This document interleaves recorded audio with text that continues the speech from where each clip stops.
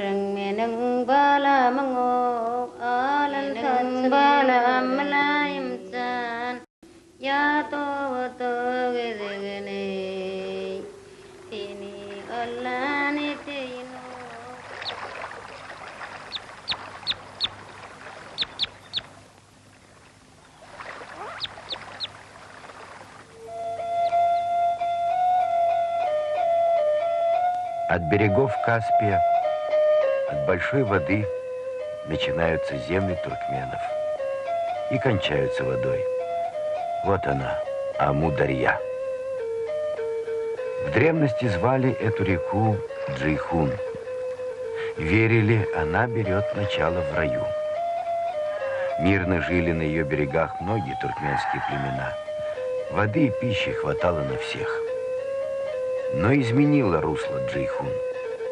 С тех пор и зовут ее Амударья, бешеная.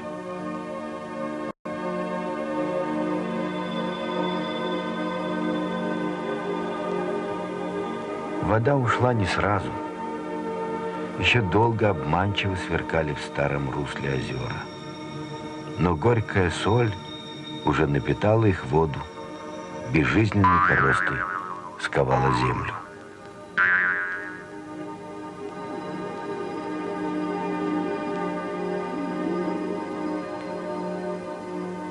أعوذ بالله من الشيطان الرجيم بسم الله الرحمن الرحيم. Уже 5 веков здесь узбой, мертвая долина. Ушла вода и увела с собой и достаток, и мир, и согласие. И начали враждовать племена.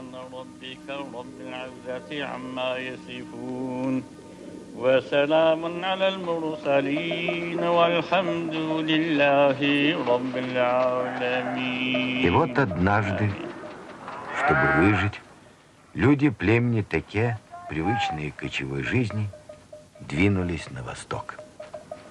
Ушли, гонимые жаждой.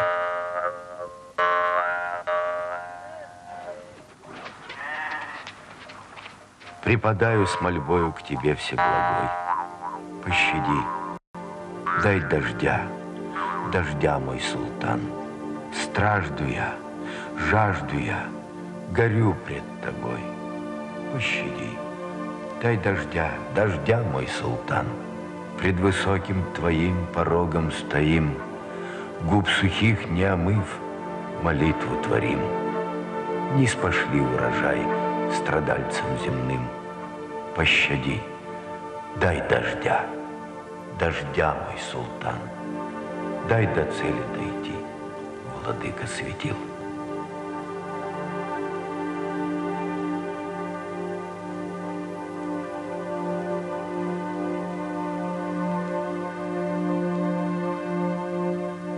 Старинное предание рассказывает, после долгих скитаний судьба подарила Теке несколько сказочно счастливых лет в урочище Вас.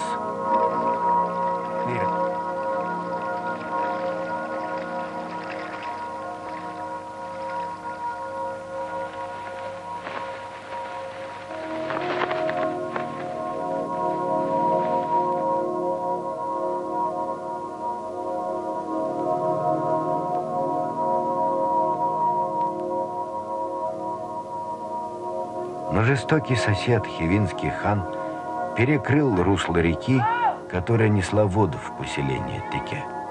Шел 17 век. Вождем народа Теке был в те времена Кеймир Кор. Он увел свое племя на поиски новой благодатной земли. И снова они шли и шли, гонимые жаждой. Вряд ли одолеть бы им этот путь, если бы не верблюды. Без них и сегодня в пустыне не проживешь.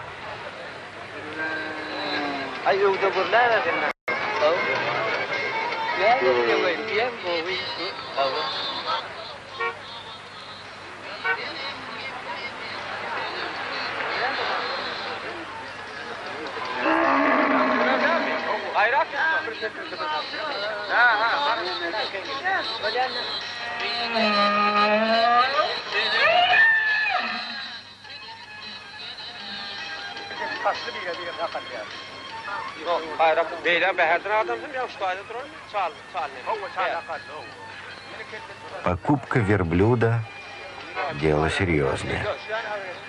Как и много веков назад, когда шумели здесь многоязыкие и пестрые базары великого шелкового пути.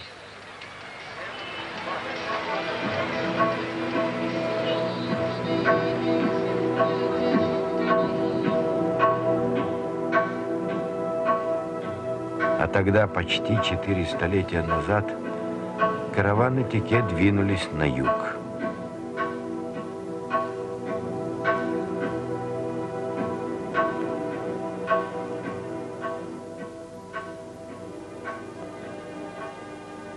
Где-то ведь есть она, земля обетованная.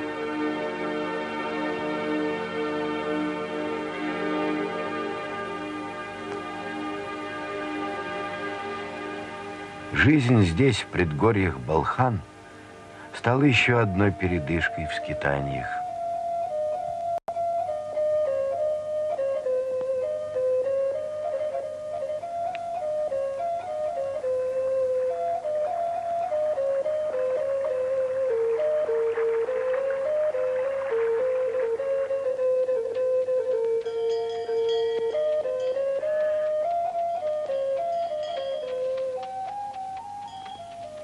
И сегодня не забыли люди Теке, как охотились в этих горах их далекие предки.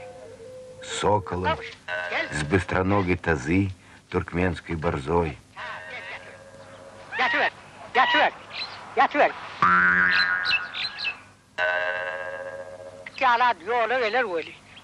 Yola gelene daxilini ediliyor. İnha bir haçne ma şu olsun. Hakime tutayım mı?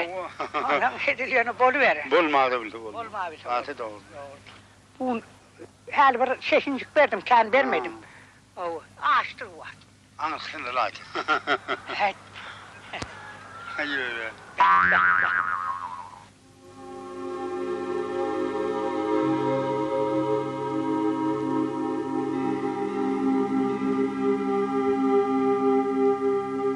И остались бы Теке в этих краях. Но людей было много, а воды мало.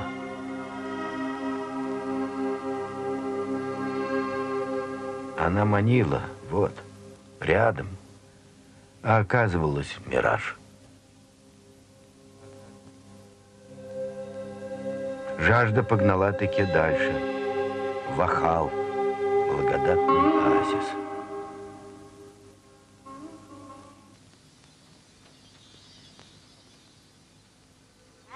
Но на плодородных землях Ахала уже давно жили оседло другие туркменские племена. Самое большое среди них – Емрели. Нужно было заставить их потесниться. Сохранилась легенда. Кеймир Кор подарил емрелинцам верблюдицу с верблюжонком. Доить ее земледельцы Емрели не умели. Кеймир прислал в крепость старую женщину, мол, поможет доить. Она и доила.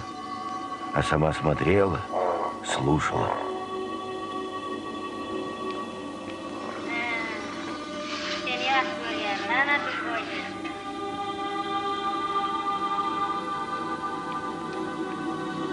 Скоро Кемир-Кор знал все о военных силах Емрели и начал теснить их. Емрели отступили.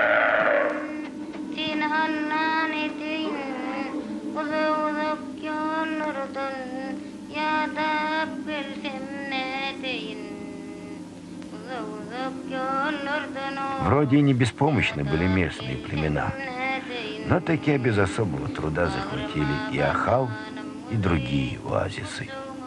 Ни одно племя не хотело помочь другому, не дружно жили. Вражду между ними разжигали могущественные соседи – персы, бухарцы, хивинцы. Поодиночке ведь легче расправиться с непокорными.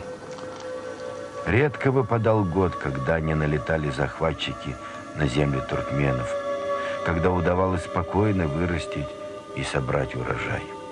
Только надежда на возрождение помогала народу выжить. В XIX веке вождем Теке был Коушут-хан, политик мудрый и дальновидный. Он первым решился нарушить древний закон, запрещавший выдавать дочерей замуж за иноплеменников. Понимал, породнятся племена, и из врагов станут друзьями. Что может объединить крепче, чем семья?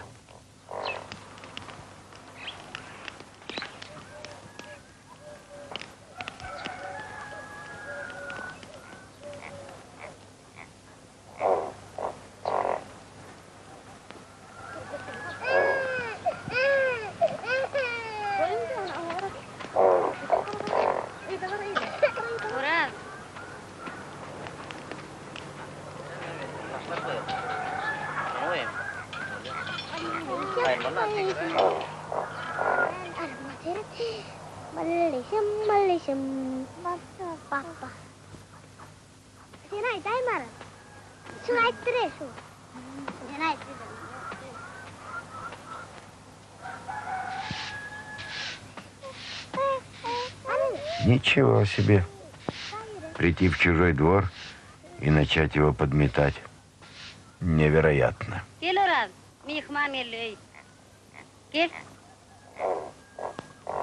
А вот хозяева не удивляются.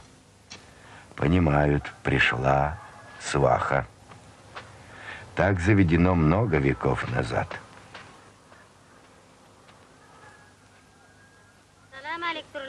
Aleyküm selam. Tağaman oturun musunuz? Tağam oğlunuz geliniz artık çoğuluk. Bäriga aylanıpsınızla durullaydı. Ay bäriga aylanmalı bollu da. Eşiniz seyirip görünmezden bilseniz olmayamı? Ay kovu dipsiniz aylanan bolsanız.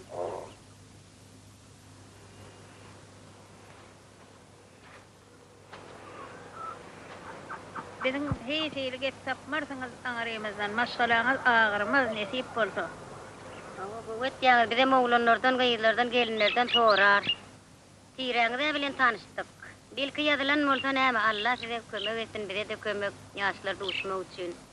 Oğlu tiyrağınızda orada verir. Karınlaşam täzeden atmasar. O solar yalı bolur. Hoş gelipsiniz, bize tiyrağınızda köp sağ olun.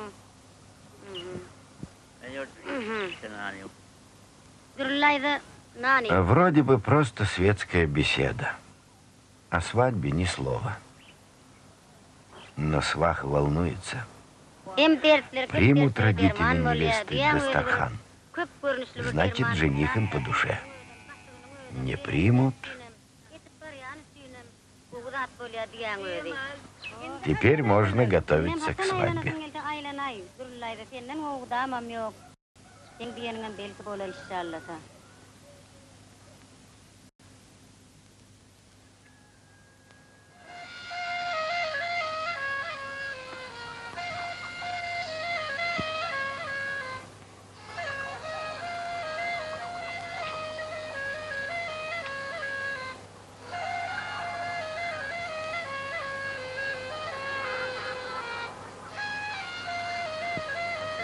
Namaz versin, bereket versin ağayım soyluklarına. Allah.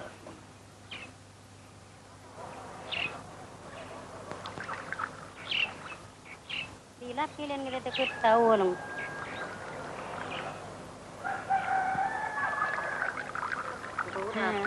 İştenize iyi olsa amasatayım.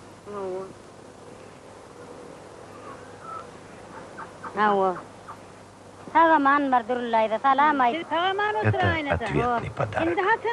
İnne hatın gelesin elde gelay. Senden oğudamam yok.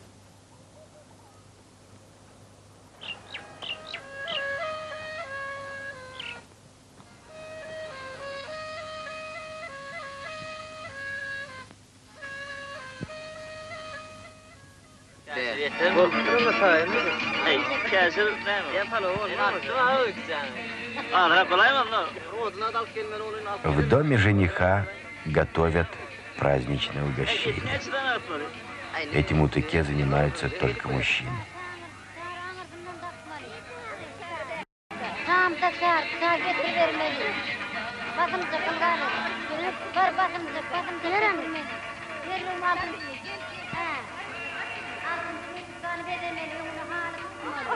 А в доме невесты свои заботы.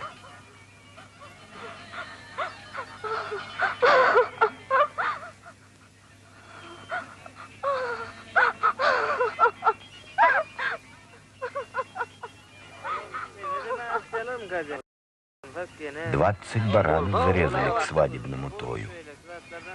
Какая свадьба без плова?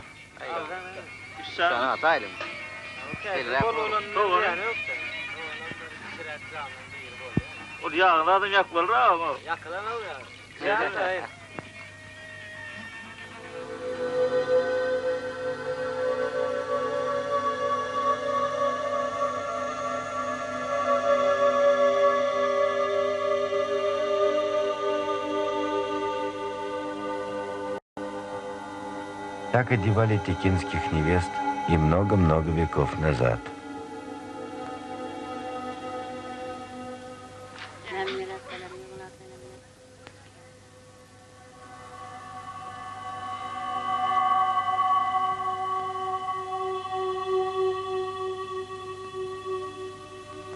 Женщины племени Теке никогда не закрывают лица.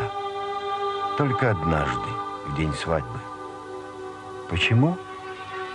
А вдруг кто-то сглазит невесту на пороге новой жизни, или, не приведи Аллах, злой дух до нее доберется. А это ешмак. Так закусывают платки только замужние женщины. Тоже старинный обычай племени Теке.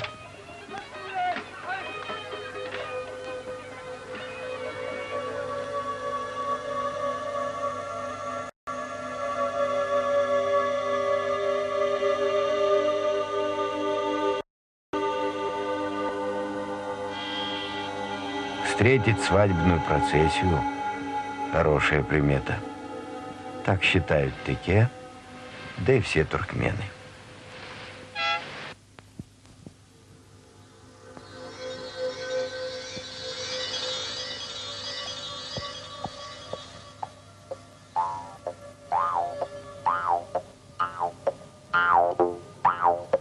Во время Великого переселения Теке поглотили многие туркменские племена и тем самым спасли от персидского рабства. Кеймир Кор, у которого было всего 20 коней, сумел внушить посланцу повелителя персов Надир-Шаха, что всадников у Теке столько, сколько в мире насекомых. От тех самых 20 коней и пошли прославленные ахалтекинцы.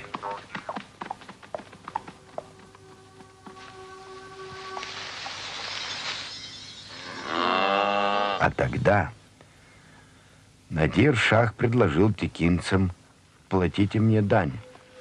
Просто в знак уважения, всего ничего, по одному шарику гурт с каждой кибитки. Эти шарики из кислого сыра сушат, а потом берут с собой в дорогу. Для кочевника продукт незаменимый. Но зачем гурт всемогущему шаху? Кеймир понял, проверяет, так ли уж много людей у племени Теке.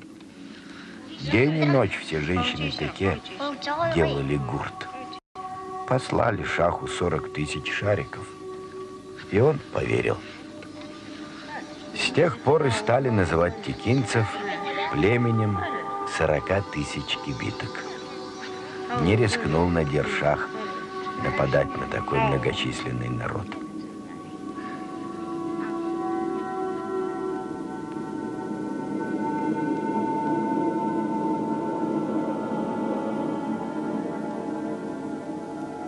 Здесь, высоко в горах, живут нахурли.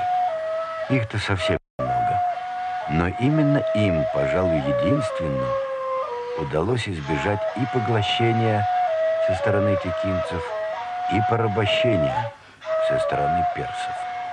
Персы пытались захватить Нахур, но быстро убедились, неприступны нахурские аулы. Таке нападать и не думали. Они ведь уже нашли землю, где им не грозила жажда. Вот и удалось маленькому племени сохранить своеобразие языка, обычаев, культуры.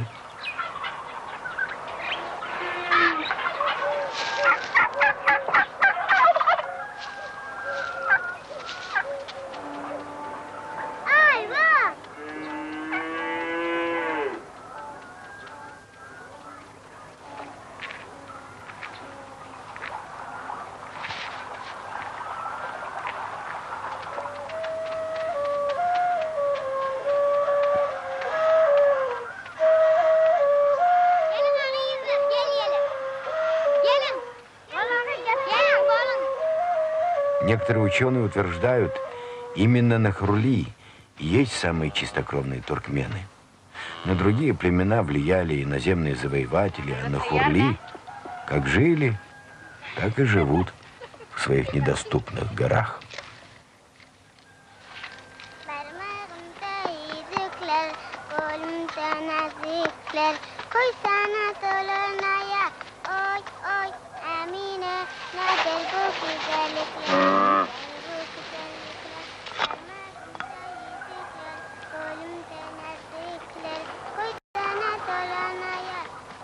Но сами-то нахурли думают иначе.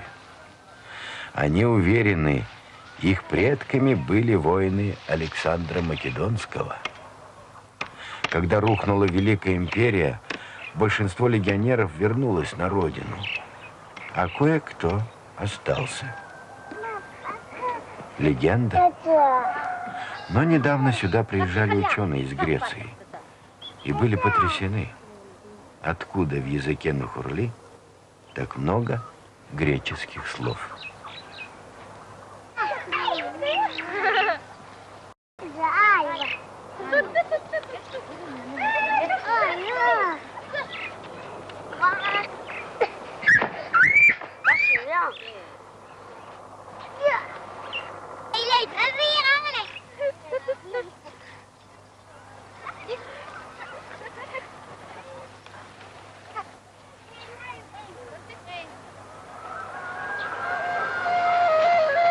Так носят тяжести женщины-горянки во многих странах.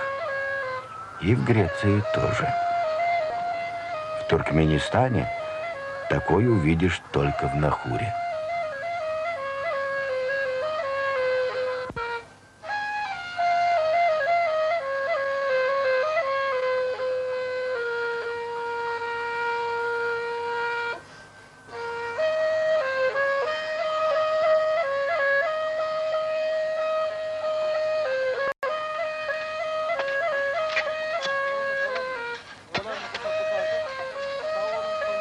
Это Йовад. Древний обычай взаимной помощи, поддержки. Сегодня соседи копают землю у одного, завтра у другого. Вместе строят дома, собирают урожай. И никто не чувствует себя одиноким, беспомощным перед тяготами жизни. Так и в отношениях между племенами.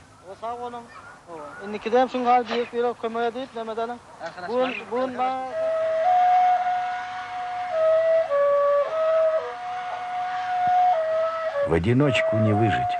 Первыми давным-давно это поняли люди племени Теке. Иногда они действовали силой, бывало. Из истории не выкинешь, но именно они помогли объединиться всем, кто называет себя туркменами.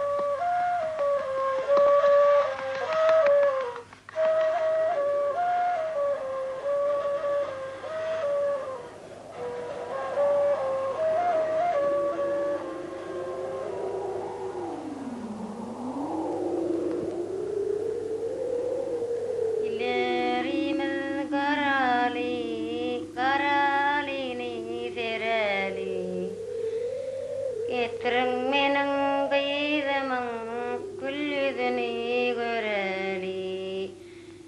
Getireng meneng balamang o alan saçın öreli.